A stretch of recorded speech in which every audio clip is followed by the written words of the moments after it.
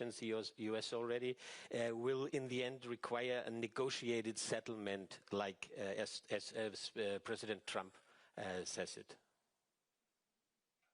Well, the choice of the military way is the choice of Russia only. It started their aggression with that, and without any diplomatic issues. They started it with the military way, and undoubtedly they would like to have the military victory. It will never take place. If Ukraine is standing, if Europe is pressing, does not put up with that, that is very important to solve the issues on the support of Ukraine, that is both funding of our internal production and manufacturing and air defense, what I mentioned before, support Ukraine in all of the spheres. And the United States of America need to be open to the opportunities of long-distance weapons, long-range weapons. That is very important, even as a deterring factor. We need to have it, to use it. We need the support of the US. We need the support of President Trump about that. And it will be a decisive pressure against Russia. Then sanctions, which are so important. And here I'd like to express my gratitude to Europe, the European Union, for the 19th sanctions package. And Europe as well, because they are not postponing that. They are constantly forcing Russia to decrease their economy, which then it has to spend onto this war. That is important as well. And the latest sanctions of President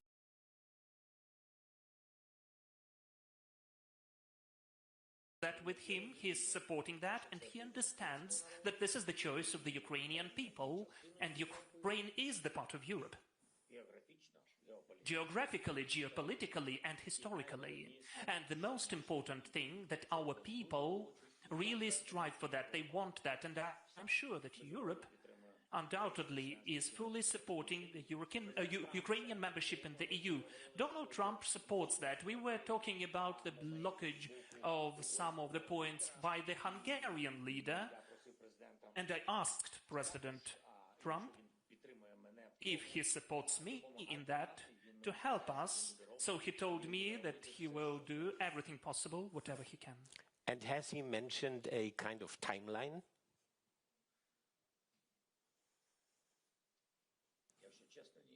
Honestly speaking, no, he did not.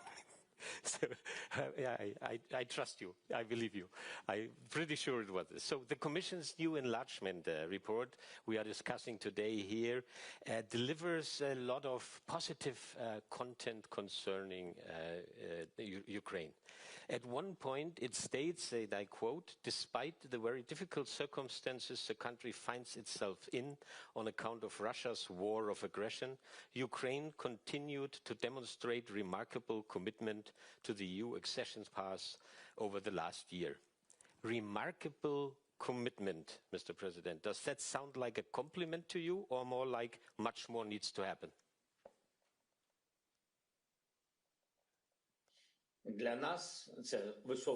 For us, it's a very high assessment, evaluation of our work and our service, and I would like to thank for that to the European Union, the Presidents Kostu and Ursula von der Leyen, and all of the leaders who are taking part in this process. And also the technical team, that is how we sometimes say, but the technical team are the huge number of people who are helping Ukraine that much. So for us, it is very important. For us, Ukraine is fighting for its independence, and our future is in the EU, which is the part of our independence. The part of independence from the vector and factor of Russia. And for us, it is an important factor that we are highly assessed during this year. It is not that easy for us during the war to conduct these or those legislative amendments. Obviously, because of different reasons. I don't want to complain. We are a very strong country opposing Russia and their wish to destroy us. That is why I am sure that we will introduce all of the legislative amendments and other necessary steps. We have faced the task, the assignment, to implement all of that, to prepare all of the clusters till the end of the current year. We will be ready, or at least we will try to do our best whatever we can to achieve that. And about that, in my opinion, we have the united country, united population, society, the power, authorities, and that's an important factor. I wouldn't like this process to be too long, too lengthy. I mean, the processes which do not depend on us. Those are clusters opening. Why? Well, because the EU factor, the fact that Ukraine is fighting for itself in Europe is very important. For the morale, for the moral support, both of our people and all of our military. That is very important, that this is the bilateral movement. And we would really like that to be well assessed by all of the possible institutions and all of the leaders who are sometimes in doubts. So for us, the quicker Ukraine is able to open the clusters and to have the fully fledged negotiations platforms, the better it is for us. It will be a supporting factor for Ukraine. So as you know, and in the last weeks it was always reported, here in Brussels there are some concerns about judicial independence in Ukraine, especially after the creation of two independent anti-corruption bodies. The enlargement report says, recent negative trends, including a growing pressure on the specialized anti-corruption agencies and civil society, must be decisively reversed. What will you do to address these concerns? Well, in my opinion, I do not see that in the report. I know that there are certain messages, but I would check the real quotes from the report. But secondly, during the war, we have implemented the widest, the broadest anti-corruption infrastructure in Europe. And I don't know about any country who has that many anti-corruption authorities. Maybe it can be in other countries, but we are doing everything possible. There is a plan, and it's not the plan which we are inventing. This is the plan which we create in the dialogue with the European Union to start the negotiations platform, to open the clusters. Ukraine has to stick to the very specific list of laws and reforms. And that is why, during the war, we need to be more specific in our steps. We are focused on that in a sufficient way. There is a request from Ukraine. Our legislation should coincide or be approximate to the European one. There are certain laws and reforms, and we are implementing them.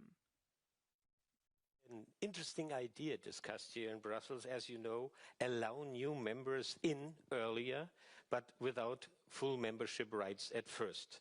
Would you be willing to speed up a session, to give up a veto at the beginning?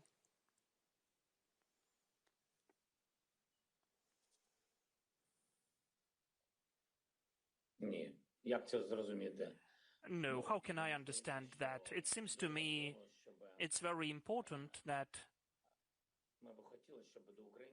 we would like that Ukraine could get such a treatment as to the equals. And if we speak about the EU membership, it has to be fully fledged. It seems to me that that is very important when we have at the same table equal countries in spite of their size of the territory or the population. It's important that they share similar values. In my opinion, you cannot be semi or demi-member of the EU. Talking about veto, there is all eyes on Hungary. So Ukraine had hoped to open 5 clusters. None of them has happened because Hungary blocked it by veto. What would you be prepared to offer Viktor Orban to move this forward?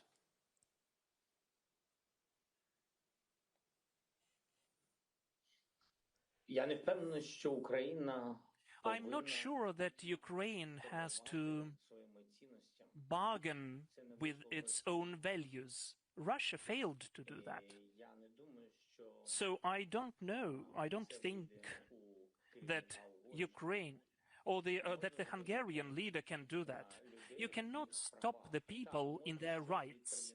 Well, yes, you can postpone something, but it will not be for the use of both our countries. When I'm speaking about our countries, about Ukraine and Hungary, I'm totally sure that Hungarians are very friendly people. They are supporting Ukrainians, as well as the Ukrainians are respecting any nation of Europe.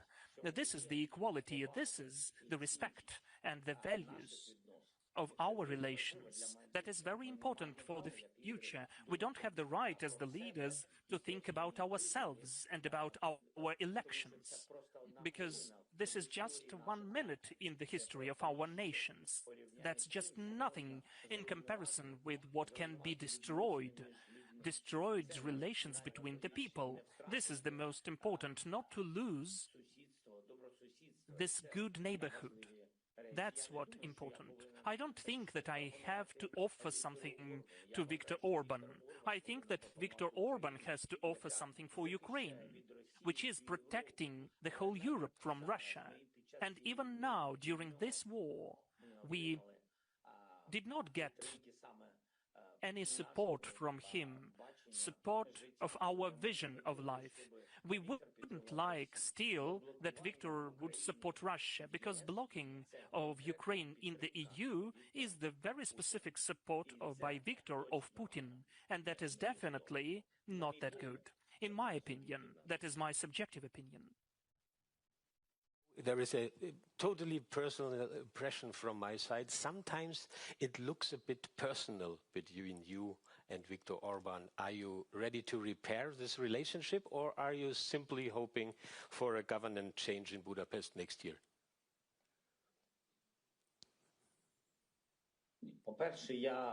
First of all, I don't think that anyone has the right to influence the choice of the Hungarian people and the elections in Hungary, in Budapest. That is their personal right, and I don't want to have anything in common with that. I think that this war, the war for the freedom of the country, which is 40 times smaller than the aggressor is, this war will not forget anyone and anything. There will be peace, peaceful times, and we would need to look straight forward into the eyes of each other. We need to have the opportunity to respect each other, and that's it. It's nothing about being personal. It's not about personalities. We are at war for our survival, for our lives. And we wouldn't like any other front lines, even without weapons, any political front lines, open front lines by other neighbors. That's it. We are at war for survival. And we would really like the Prime Minister of Hungary to support us, at least not block us, if we do everything. If there are the rules and we comply with them, whatever is needed to open the clusters, we would like us to be respected. And it's not only the respect to us, but the respect of the Hungarian leader to the rules and regulations of the European Union, as Hungary is the member of the EU. Those are the rules. So you need to do lots of important things, and then the cluster after cluster is opened.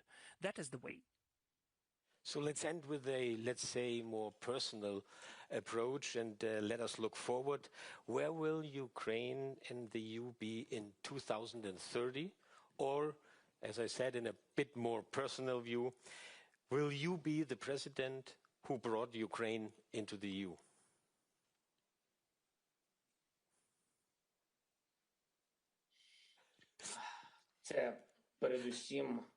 First and foremost, I would like to believe that Ukraine will be in the EU before that. Earlier. Maybe it sounds a science fiction for you, but still, the protection of independence of Ukraine from Russia also sounded science fiction before. I do not hear you. You open again the timeline, what is your wish? If it's earlier than 2030?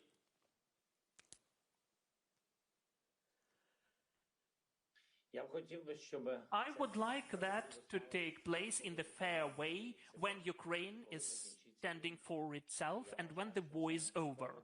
I think it would be just and fair, because as I already mentioned, we are at war for this kind of future, for our Ukraine and for the future of Ukraine in Europe. I think that that is fair, so that Ukraine, after the end of the war, could become a full-fledged member of the European Union. Undoubtedly, I would like to be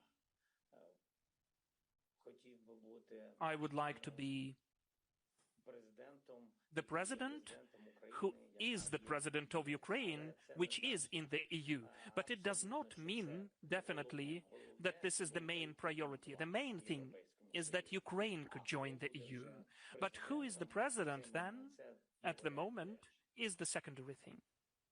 So thank you for this preview, a bit of personal previews. Thank you for being our guest today, and have a good and successful day. And when we wish you that, it's much more than just a polite closing. So thank you for coming on the Europe Conversation. Thank you.